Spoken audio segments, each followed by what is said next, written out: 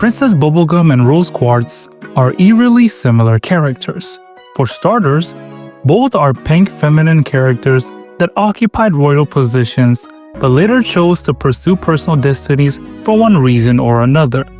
One particular thing about both of them is how everybody has come to the consensus that they are actually pretty terrible characters once you think about certain actions they took and the reasonings behind those actions. But today, I'm going to compare some of these actions so that we can objectively decide who is truly the better character, morally wise. First, we'll start off with Princess Bubblegum. Now, Bonnibel originated from a massive hive mind creature known as the Mother Gum, a blob of sentient pink gum that spread across the ruins of civilizations shortly after the Mushroom War. As a young child longing for companionship, she created a new family from candy comprising Uncle Gumball, Aunt Lolly, and Cousin Chico. However, things turned sour when Gumball revealed plans to build a candy city, a vision that clashed with Bubblegum's. And in protest, she created Lake Butterscotch, right where Gumball wanted to build apartments.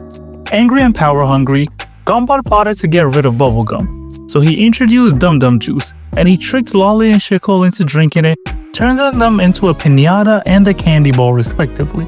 When Bubblegum returned, Gumball tried to do the same to her, but she managed to turn the tables, spilling the juice over him instead, turn him into the punch bowl that we later see in Adventure Time episodes. Believing her transformed family members were happier in their simpler forms, Bubblegum declared herself their princess and basically began creating future candy people, intentionally making them simple-minded personalities, likely as a safeguard to prevent future uprisings. Up to this point, Bubblegum's story is filled with several undertones. The first is separation, coming in the fact that she literally was derived from a hive mind, a massive blob of sentient gum called the Mother Gum. So right from the start, her whole existence is about separation. She broke off from the hive, learned to think for herself, and started creating a world that made sense to her. But the thing is, when someone builds their own world from scratch, it usually says more about them than anything else. That world is all about control and survival. That loneliness she felt early on pushed her to create a family to fill the void. But the second they stepped out of line and tried to take control away from her, she didn't argue or try to talk it out. Nope, she shut everything down with the Dum Dum Juice and turned them into mindless candy people.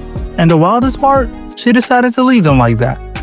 Now let's move on from the Candy Kingdom to the distant homeworld planet of the gems from Steven Universe. And since this video would mainly focus on Rose Quartz as a character and not Pink Diamond, we're gonna use Pink Diamond for introductory purposes for us to get to know who Rose Quartz is and where she came from. Rose was born Pink Diamond at some unknown time in the past. Pink was one of the 4 rulers of Gemkind under the oppressive and hierarchical Diamond Authority.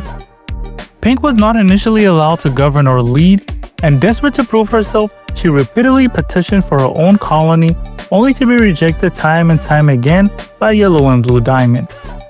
Once she was told that she wasn't fit to handle the responsibility, she lashed out in a tantrum that cracked her pearl's gem, traumatizing her so deeply that even when she was repaired, her physical form still bore the scar across her eye. Eventually, Pink received the news that she was granted Earth as a colony while she was in her garden with Spinel.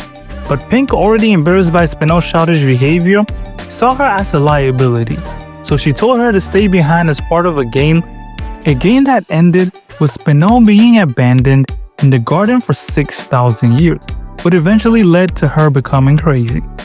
But now in charge of Earth, Pink was captivated by the planet's organic life and deeply disturbed by what her colony was doing to it. She begged the other diamonds to halt gem production and preserve the Earth's natural beauty, but when they ignored her pleas, she made a bold choice, stopping the colonization herself as Rose Quartz.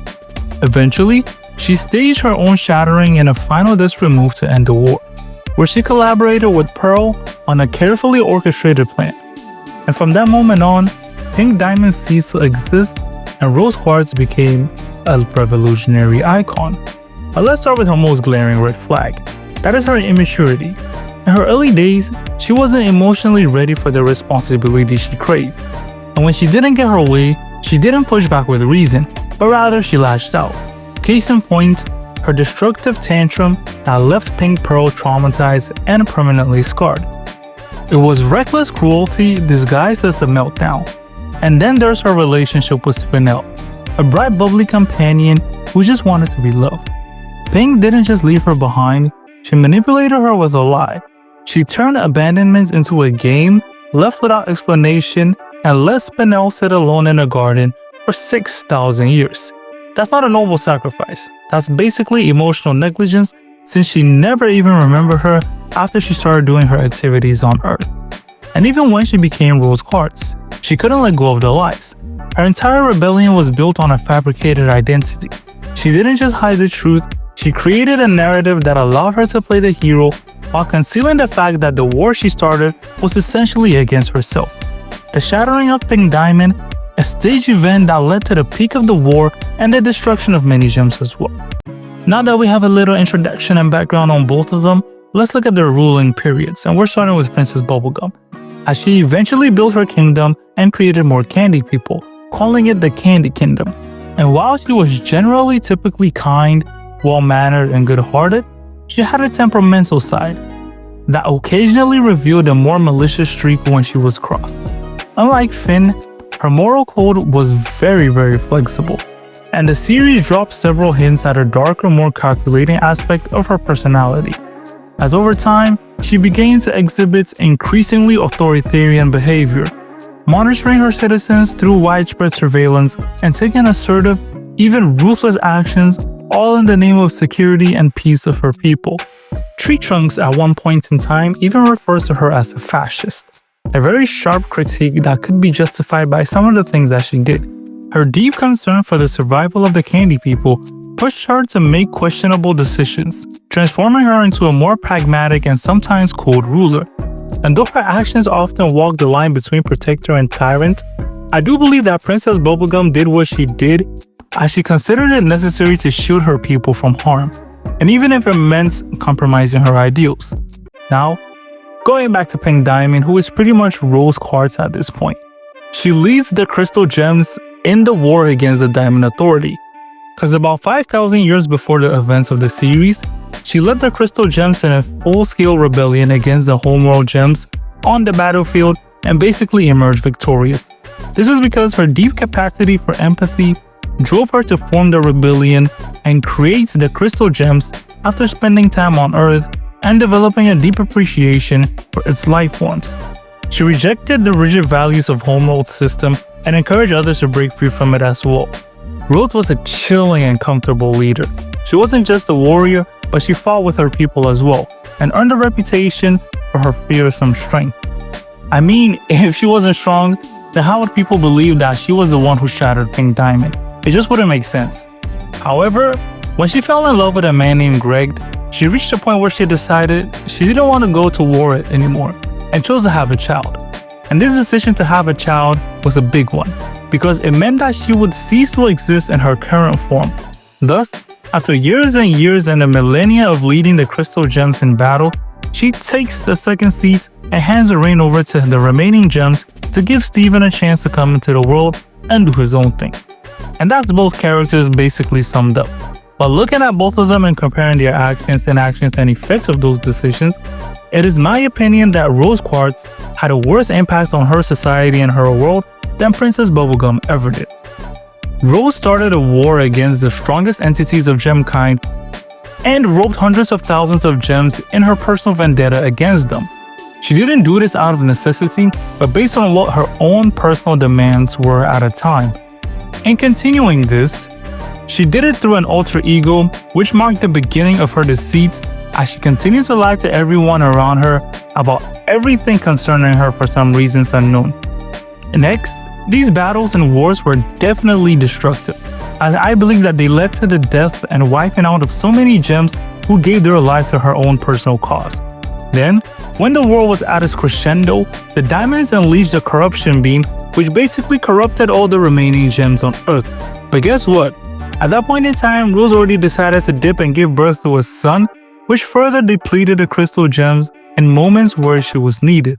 And if I was the gem who had fought the war for my leader, only for him or her to dip when they felt like because they fell in love with another person, let's just say I wouldn't find that whole situation romantic or funny at all.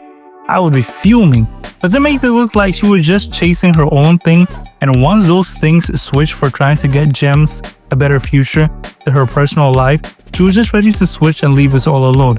From this alone, her death count is probably in the gazillions, and that's why I personally think that she had a worse impact on her show than Princess Bubblegum ever did. Bubblegum did probably do some really messed up things to a lot of people, but I don't think any of them were to the magnitude of Rose's. Thus, in my final decision, I think that Rose Quartz was objectively worse than Princess Bubblegum. And if you think otherwise, you can feel free to let me know in the comments why. I'm interested. But this brings us to the end of the video. If you enjoyed, please be sure to like and subscribe to the channel. You can click over here to watch a video on regular show episodes that everyone forgot about, and over here to watch that time that Adventure Time did a Minecraft episode. Thanks so much for watching. I'll see you all next time. Tune out.